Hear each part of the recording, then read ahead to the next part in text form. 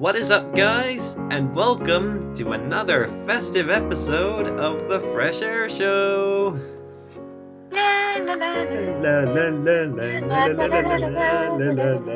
I remembered from last year. Yep, the holidays are drawing near. It's that time of year again. Yep, and you know what that means? It means it's time to get the decorations out. It's time to put on the Agretzko holiday special.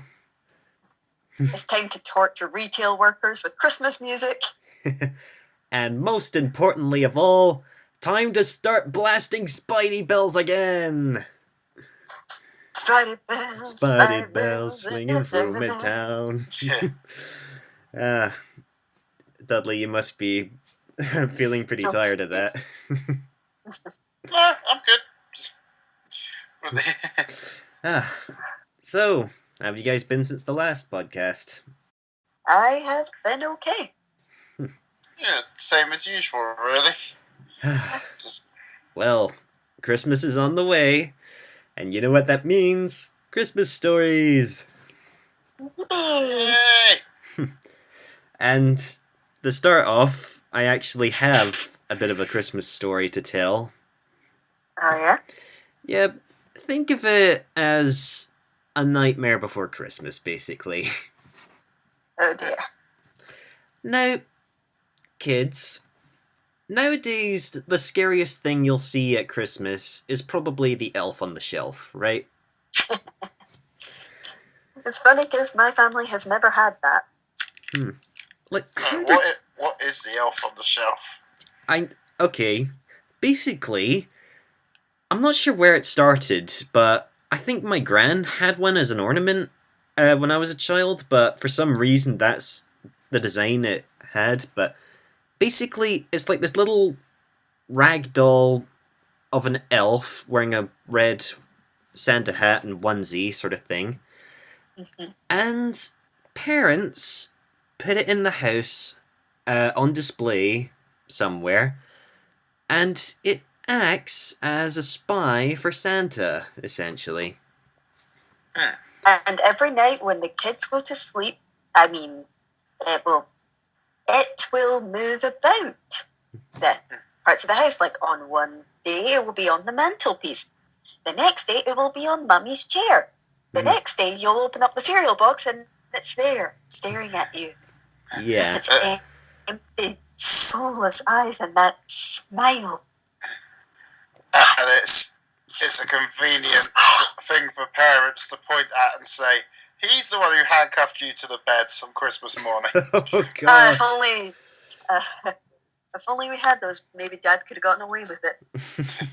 Like, he could have been like, I don't know where the key is. The elf on the shelf did it. Yeah. And sometimes said elf likes to be really naughty so that the kids behave themselves in a way. Now, kids, you've got it easy, because if you thought the elf on the shelf is scary, you have got nothing on this one thing my parents decided to put in my room. Oh? Now, imagine this. You're a 4-year-old child. You think, hey, my bedroom could do with some decorating. And your parents walk in with a little Christmas tree. And you think, here you go, kids. Here's a little Christmas tree for your room. And you think, yay, a little Christmas tree. At first, you're excited because, whoa, I thought a Christmas tree was only supposed to go downstairs. So, you go in and take a closer look, and all of a sudden, it sprouts a mouth and a pair of eyes and says, Merry Christmas! Ah! Talking tree! That's rather funny, because a couple of days ago I was going to post you guys that video where the cats are in front of one and then they shoot out of the room because it goes, Merry Christmas! That, kids, was called Douglas Fir. And that thing had a name? Yeah, and it was the most horrifying thing my parents placed in my room at Christmas time. Because this was back in the days when I thought a giant walrus could be the scariest thing on television, but you don't expect a creepy little thing to show up in your bedroom. But was that a Pingu reference? Yes, we don't talk about said episode. I just got punched in the face. Now, the words giant walrus will always hit me with Pingu vibes, and I'm like, oh. Yeah. My first thought was walrus from Alice in Wonderland for a second. And he's the kid-friendly version. So yeah, after that 1 year, we never saw Douglas again. Thank God. So childhood is rife with trauma. Yeah. So just bear in mind, kids, if your parents offer you a Christmas tree in your room, make sure to stay well back because it might spring to life and sing to you in a demonic voice. It may be possessed. Yeah. And don't think, I'd love to have a cuddly little Christmas animal instead, because your parents might squeeze the back of it and it will sprout teeth and evil eyes. So, watch out for those. So, do any of you have Christmas stories you'd like to bring up? Well, I've already told all my good ones. The getting told on Santa and the getting handcuffed to a cabinet. So instead, I'll tell you a rather funny little tradition my family has. Oh, okay. It's not so much a tradition as something that just kind of happens. Right. See, with Christmas, there's not just presents and caroling and all that. There is, of course, the Christmas Eve dinner.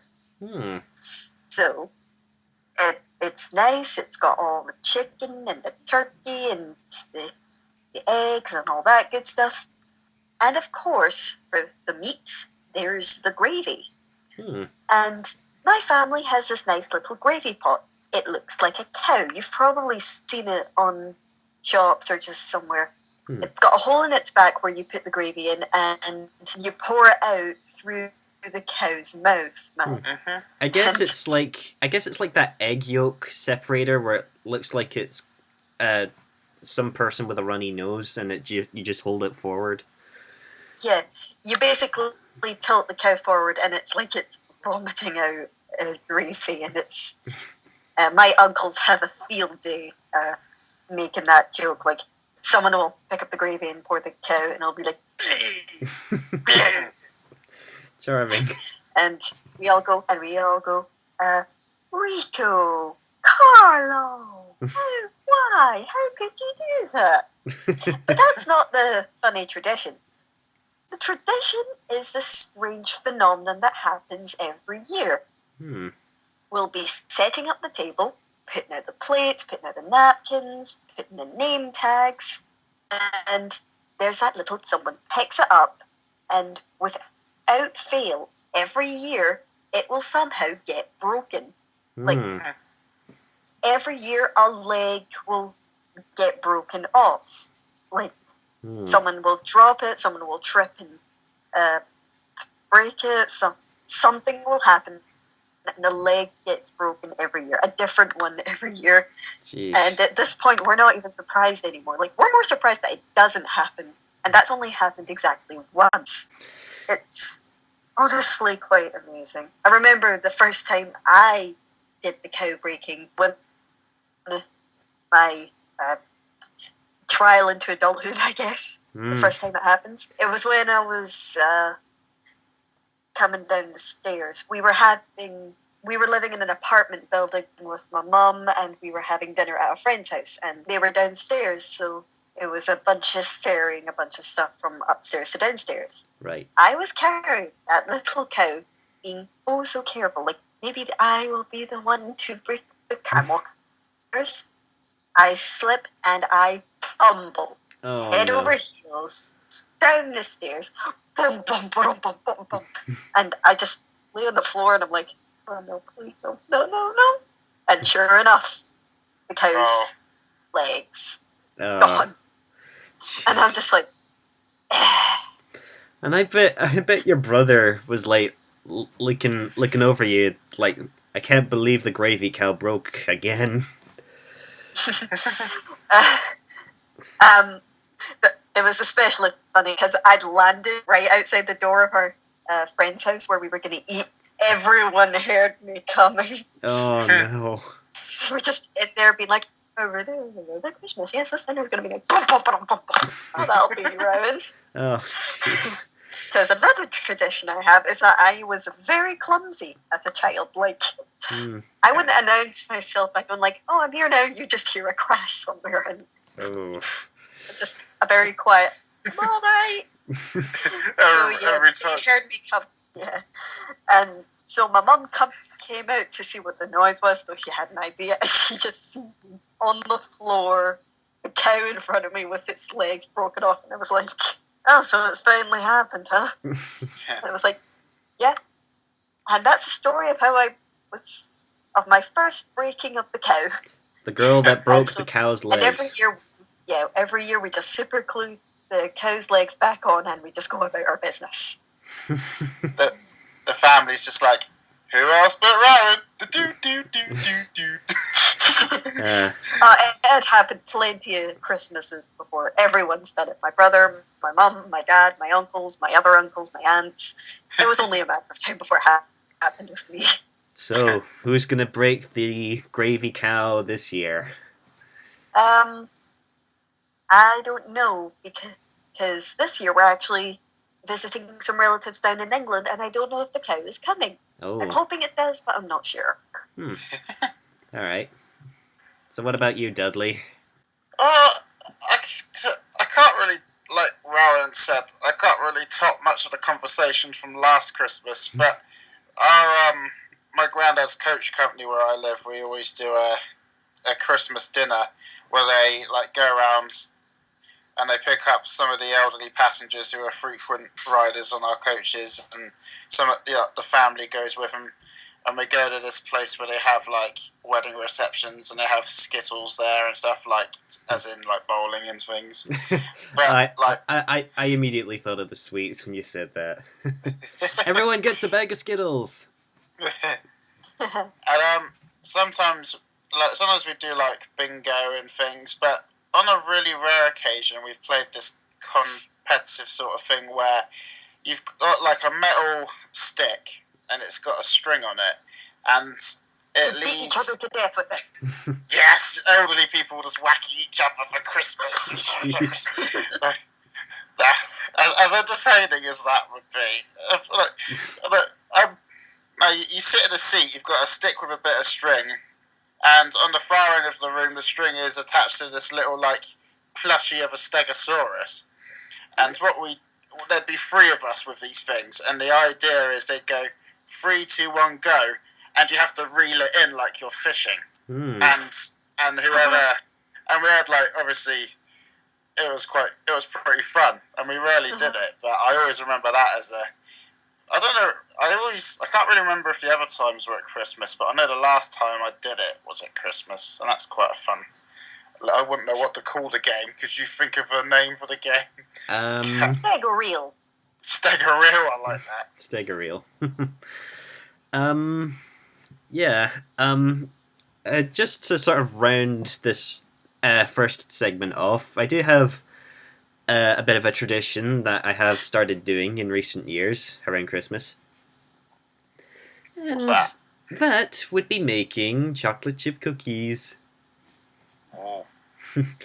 Now, it may not sound like much, but the funny thing is, we never made them correctly until like 3 years ago.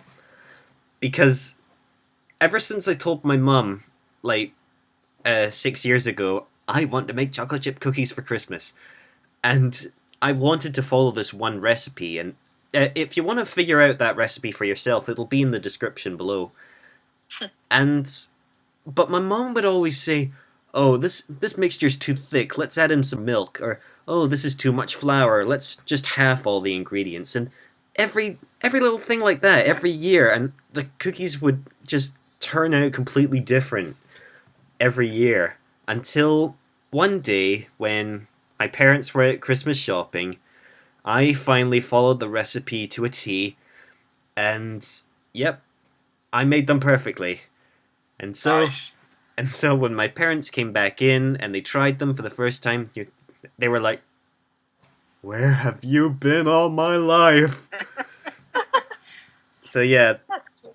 so yeah, and every year I've made chocolate chip cookies. One half I make near the start of December, and yeah, I've already made them up this year. And the other half of the batch is my contribution to Christmas dinner. Because you know how the family chips in, like somebody brings the turkey, somebody brings the pudding, etc. I bring the cookies. So I guess you could say they chocolate chip in. Har har.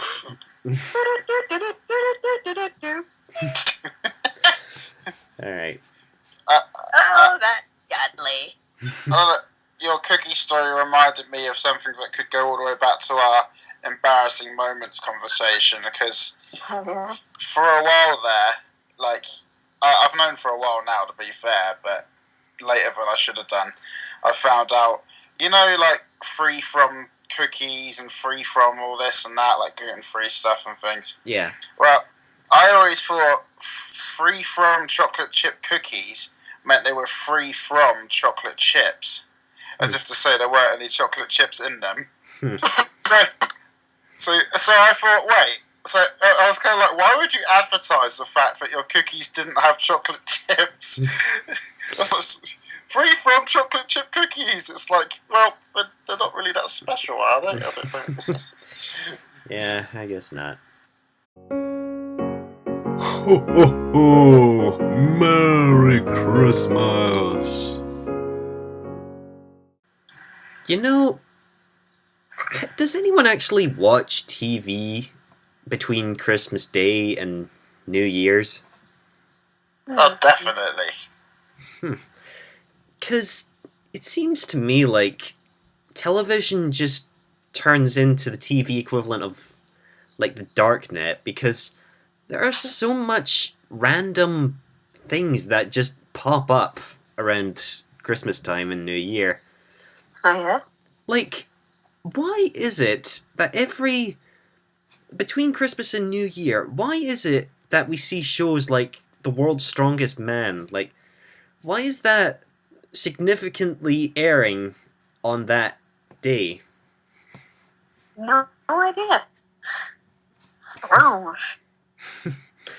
Yeah, what are your thoughts, Studley? Did you notice anything strange popping up on TV? The things I notice are like they've done animated versions of the Gruffalo, and this year it's about the tiger that came to tea. It's like they're taking random children's books and they're turning them into little animated half-hour stories and stuff. That's a real classic right there. The tiger who came to tea. Oh, yeah. Is that just a yearly thing that over time they develop more old children's books? Because I remember there was an animated version of the Very Hungry Caterpillar at one point. Well, I think it was definitely a few years ago there was the Gruffalo, and then the next year it was the Gruffalo's son, which I didn't watch.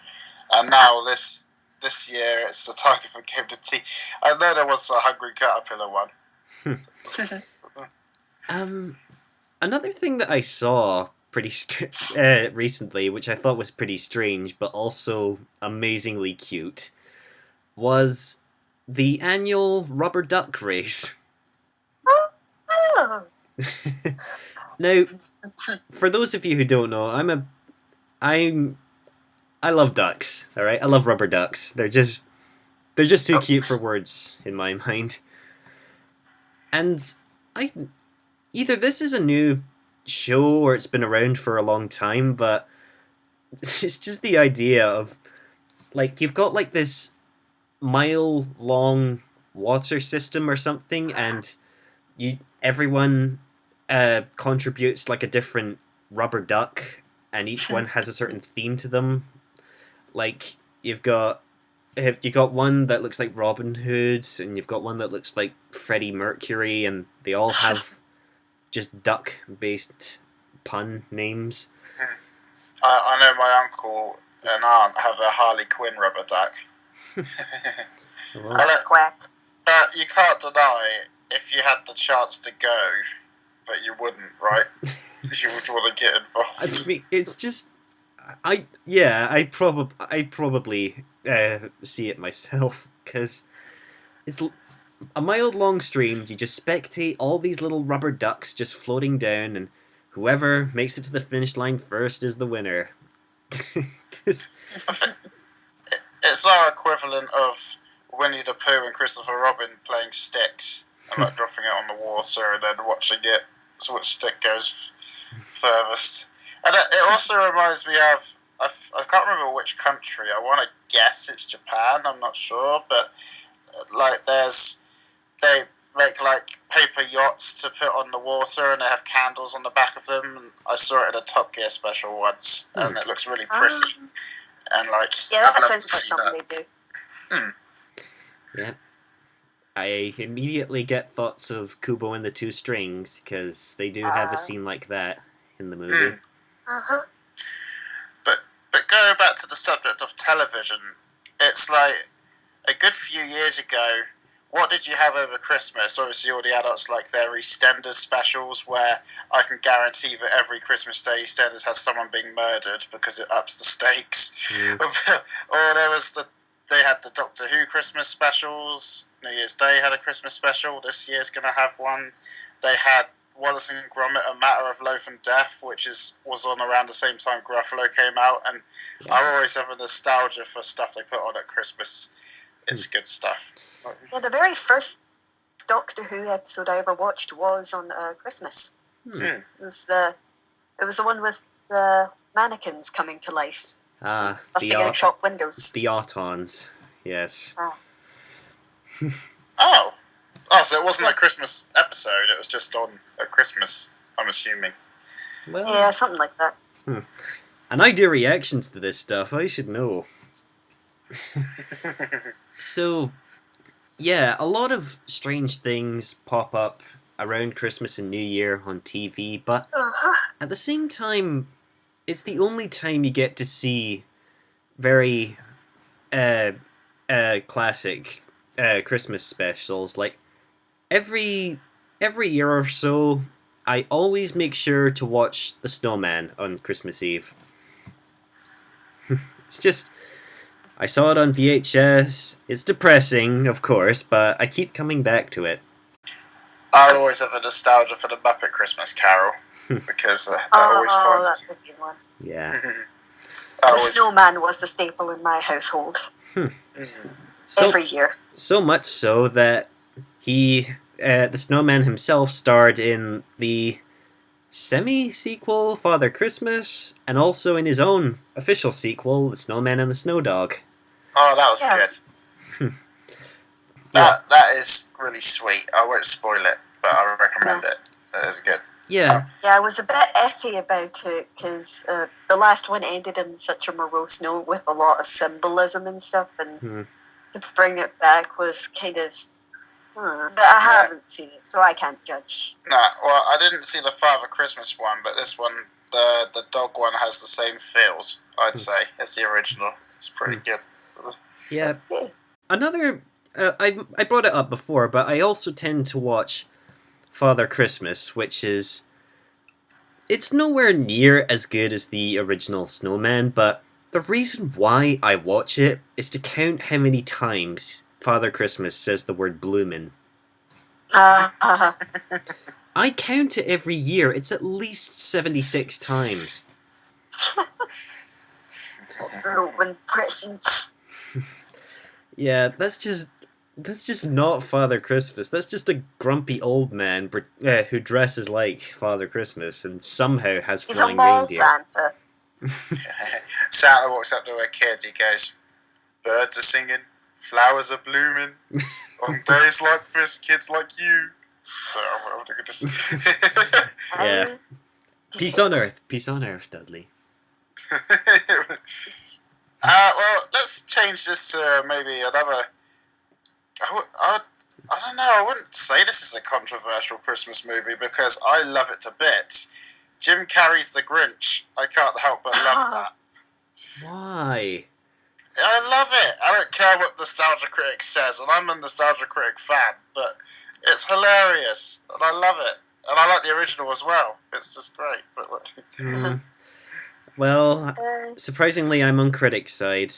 The 20-minute version with Boris Karloff, I think, will always be the superior one. I agree, but the newer one is more of a parody. So on one hand, I'm not so sure about like the actual story, but the actual character of the Grinch, like how Jim Carrey plays him, I love that. I love everything about it. That's a fair point. It's Jim Carrey just having fun with his role. Yeah, well, Jim Carrey proceeds to be Jim Carrey, basically. Mm-hmm. The old one is a classic, adorable, magic story, and the Jim Carrey one is just comedy. It's just amazing. It's basically the Grinch for grown-ups. Yeah. Okay.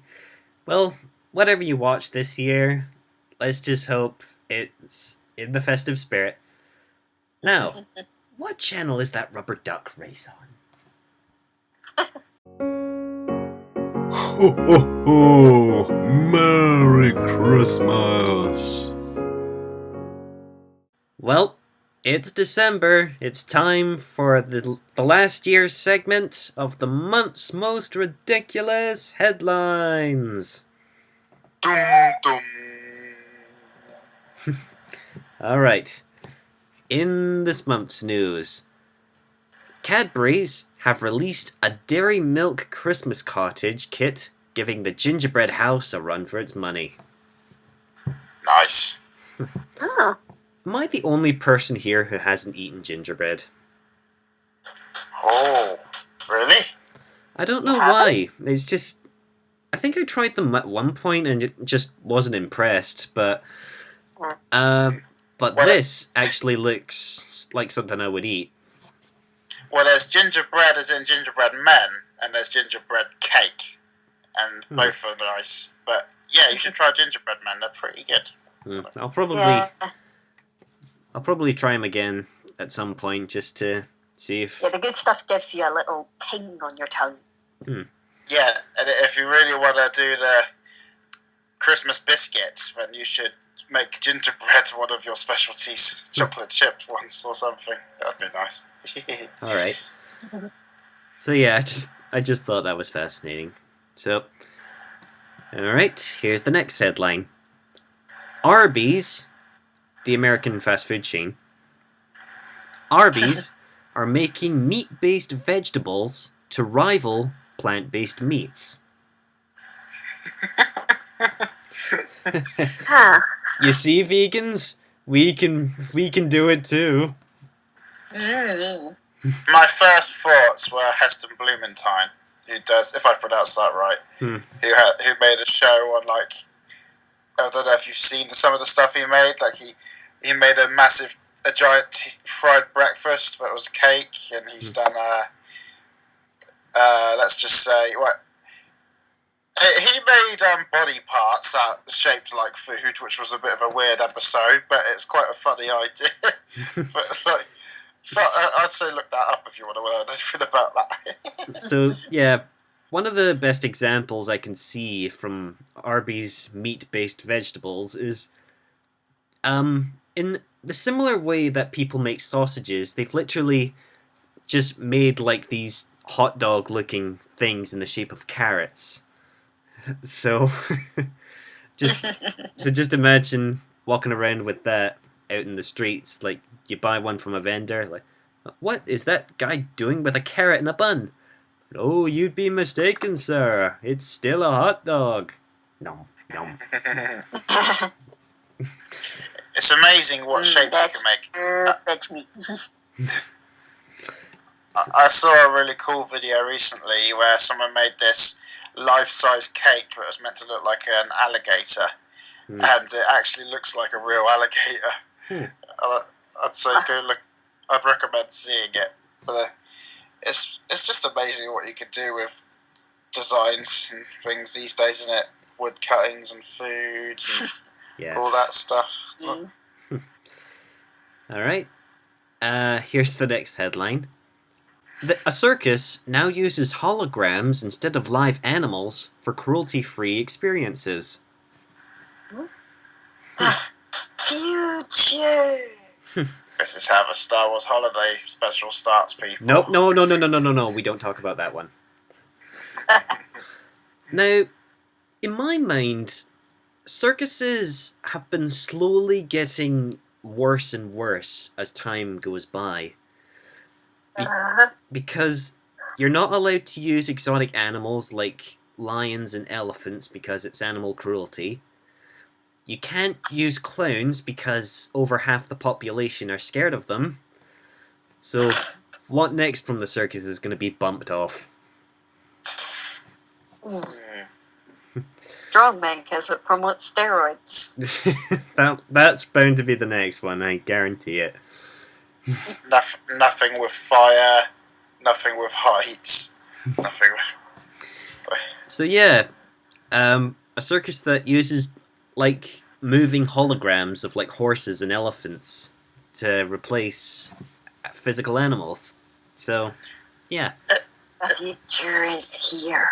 It depends how they utilise it. Let's say you're in the ring and you're trapezing around and you have this big hologram of an elephant.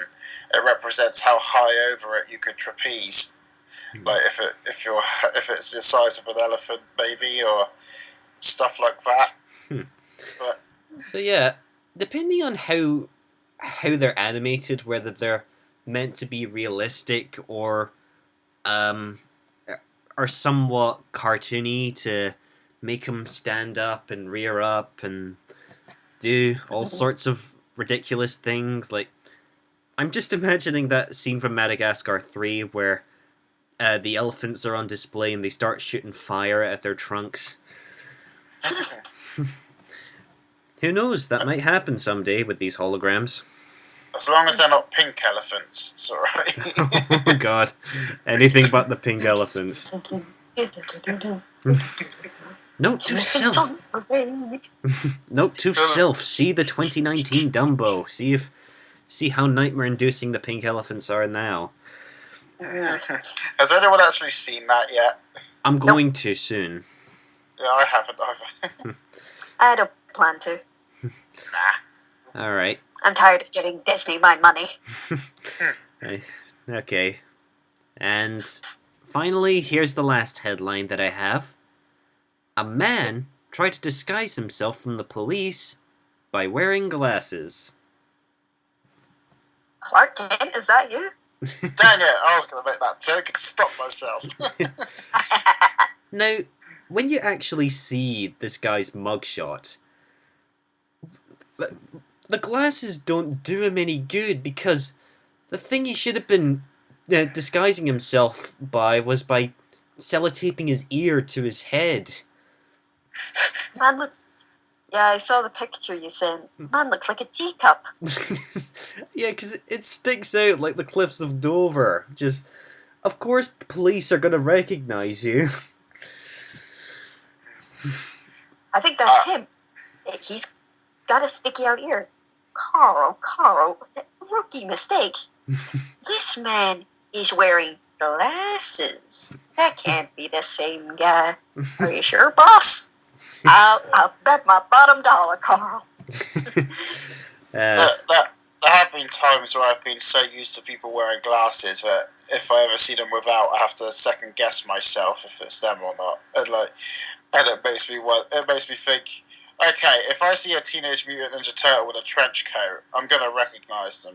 But if I can't do it with real people, then maybe there is something to this wearing glasses trick. I don't know. Wait, you don't have to, Rowan, but Dudley, how about Rowan? Does it work if she takes her glasses off for a moment?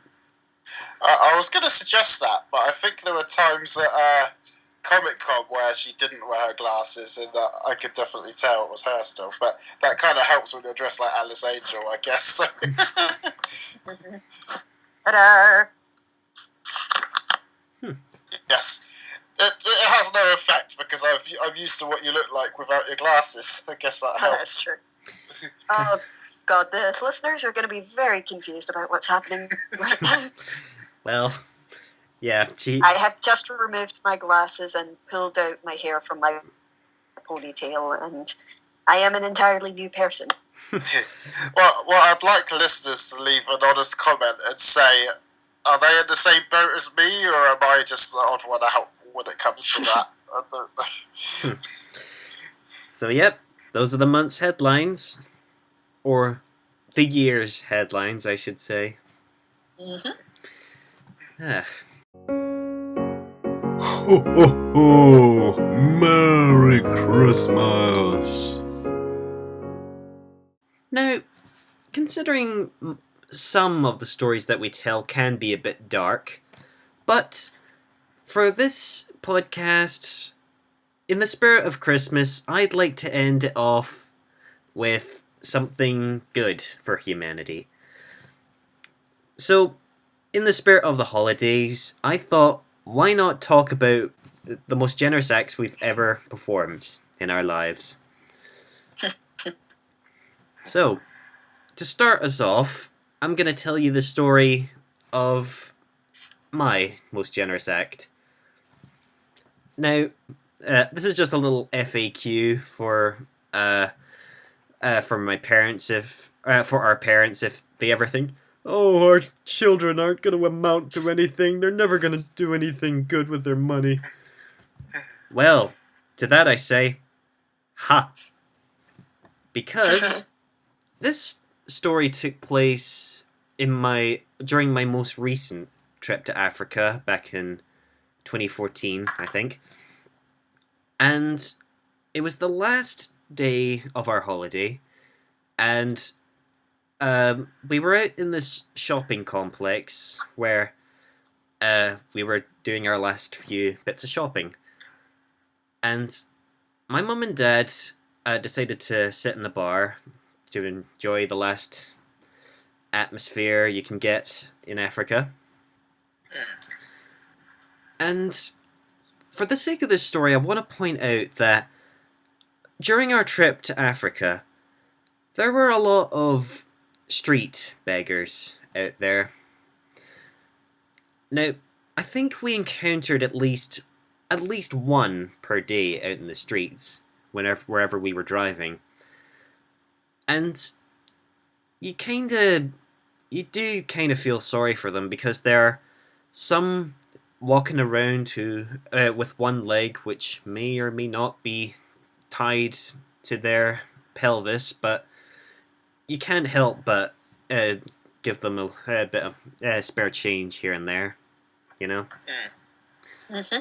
And so, me and my brother were walking through this shopping mall, and we had done most of our spending, and I still had...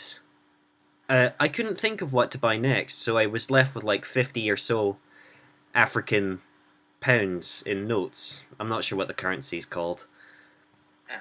So we walked out of the mall, and we're heading towards this bar sort of area out in a separate building where Mum and Dad were busy doing what they were doing. And we were like halfway over to the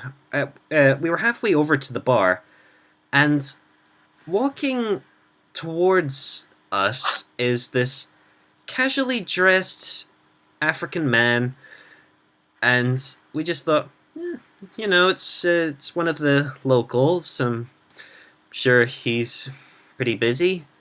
But he eventually comes up to the two of us, and he was like, hello you two. I know this might seem a bit out of the question, but do you think you could give me a few pounds, or do you think you could spare some change, you know? Now, this was the first time that me and my brother had to deal with a street beggar on our own, and so we were like, yeah, sure, we can give you something.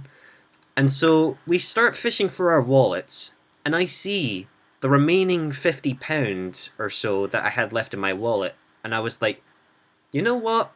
I'm not going to be spending anything more. I don't need to buy anything else. And so I gave that man every last note that I didn't spend. And as I fished it out of my wallet, at the corner of my eye, I just saw this man's jaw drop, and I was like, "Yep, this feels good. I feel so generous." And he was like, "Oh, thank you, thanks you too. With this money, I can now feed my family." And so we like shook hands. He wished us well. He left us to do what he wanted, and yeah, that's basically what happened. But you know what? I still haven't told my parents this story. I was gonna ask, did you tell your parents about this? No, because if I ever feel like my parents like at the start, if I feel like my parents are going, "Oh, our son's gonna be so stingy. He's never gonna do anything with his money," I'll just remember to play this story to remind them that there is some good in their son. But we were like 10 meters away from our parents, and we were outside we were outside with this man, and they didn't even see us. They didn't even see my most generous act. What did your brother say?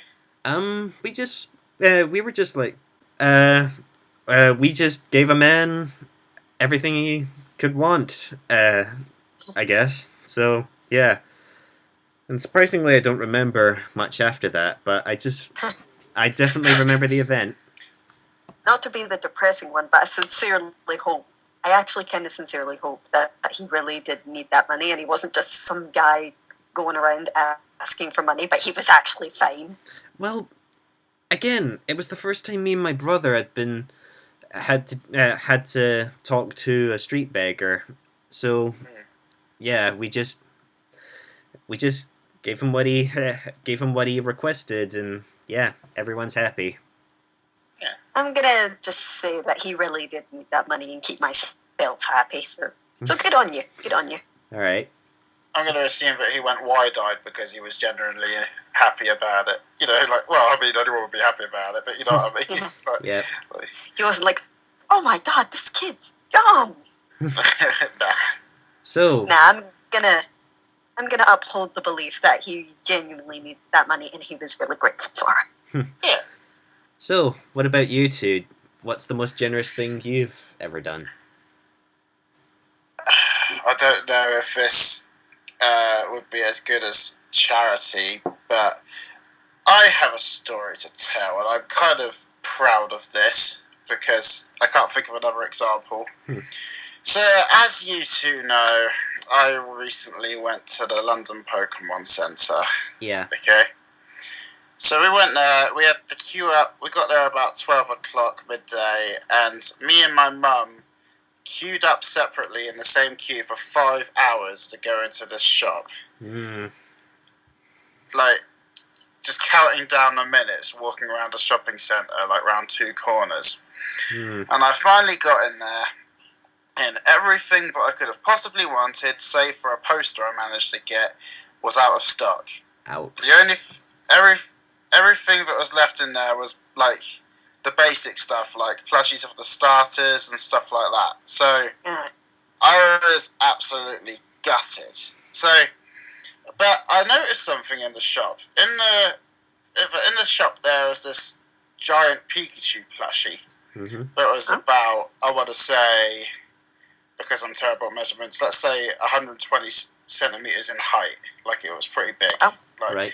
So, and in front of it, it was the only one there because it was meant to be on this display bit. And in front of it, it says I could buy it for £240. And so I'm talking to the person who's there, and it looks really good, by the way, this plushie. Like, it was good quality.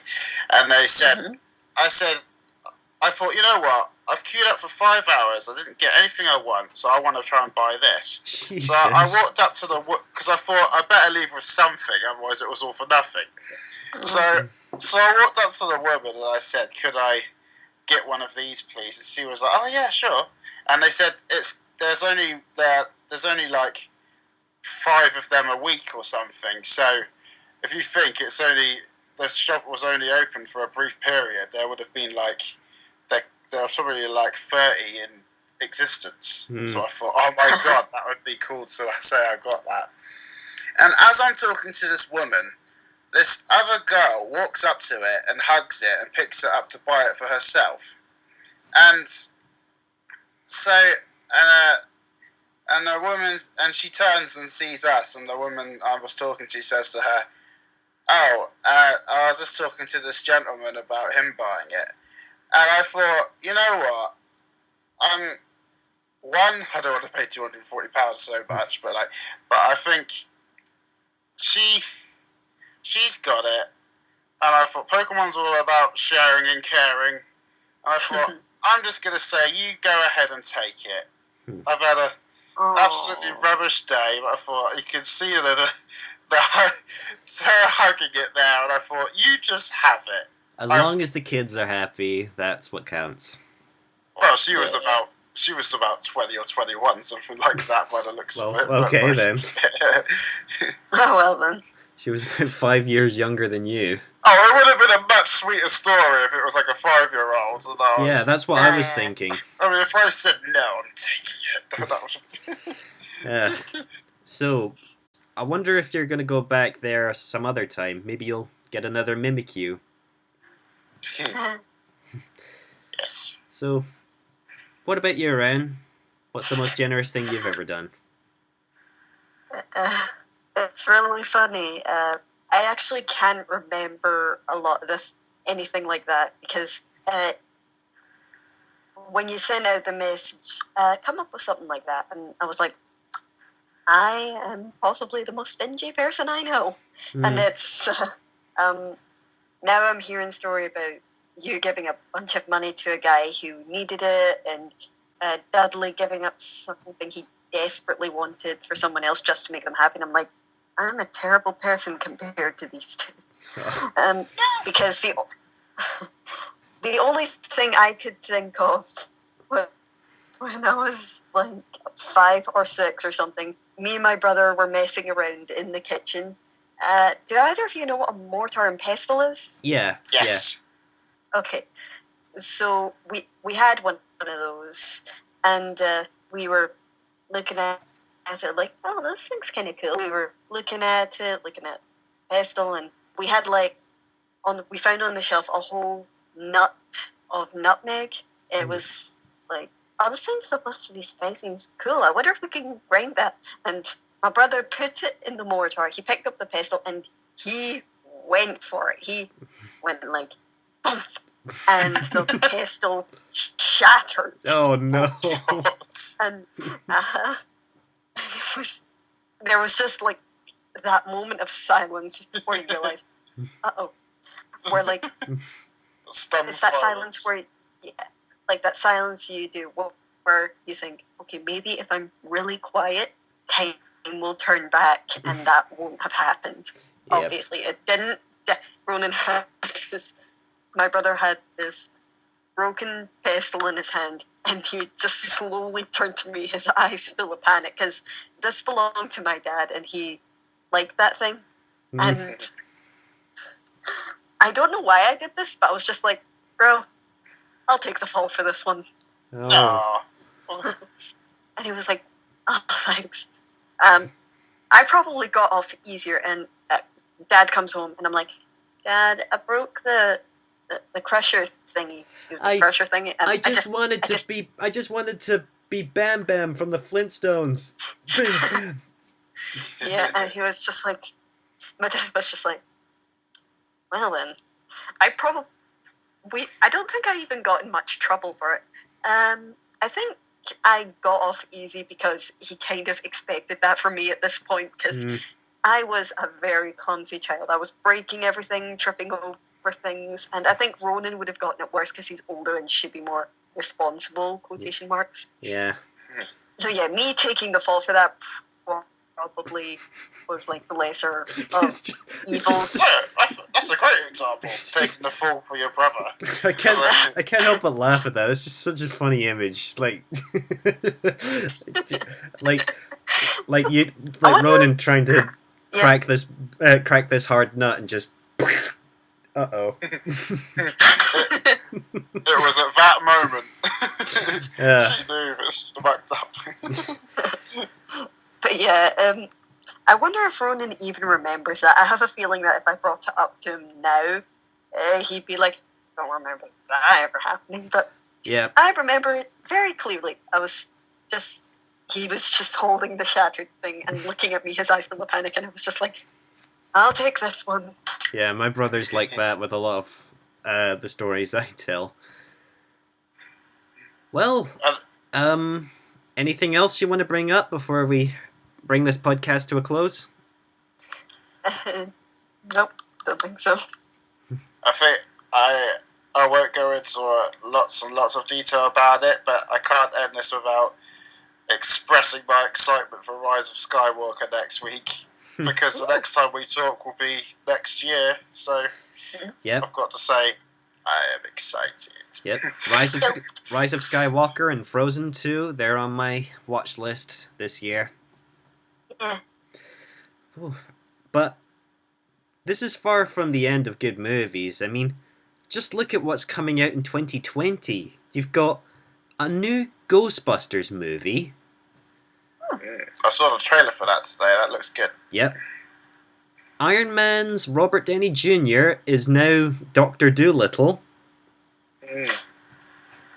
I cannot help but see Robert Downey Jr. as Iron Man and only Iron Man. Yep. Not only that, but you've also got the live-action Sonic the Hedgehog movie. Which is vastly improved Yep. in its design. You've got Which we didn't think we'd be saying a couple of months ago yep. as a hype. You've got the new SpongeBob movie, Sponge on the Run. But hey, it's good to see SpongeBob back on the big screen. Black Widow as well. Yep. And I've seen some screens of this upcoming anime-style movie called Promare or Promare. I'm not sure how it's pronounced, but I've seen some scenes and images, and it looks pretty. Oh. And something tells me that in the new animated Scooby-Doo movie titled Scoob, something tells me that Shaggy and Scooby are going to be taking up the mantle of Blue Falcon and Dynamite. That's just my theory. That's what I think. That's what I think is going to happen in this movie. Like Dynamite and Blue Falcon need their help. They need to take their place as superheroes and do whatever it is they need to do. Yeah. And I have to say that last December was when I discovered Agretzko. So obviously when I was binge watching that, I also watched the Christmas special. I'm hoping the next series comes out soon in 2020. Yep. Yep. Well, we hope you all have happy holidays, and by 2020 there'll be a lot of good things to look forward to. And in terms of games, oh, there's so much. I do hope to get Pokemon Sword and Shield this Christmas. So yes. Well, I think we're just about done there. So, yep. Happy holidays, guys. See you next year. Have a good Christmas, everybody. Happy Christmas. Yep. Happy Christmas.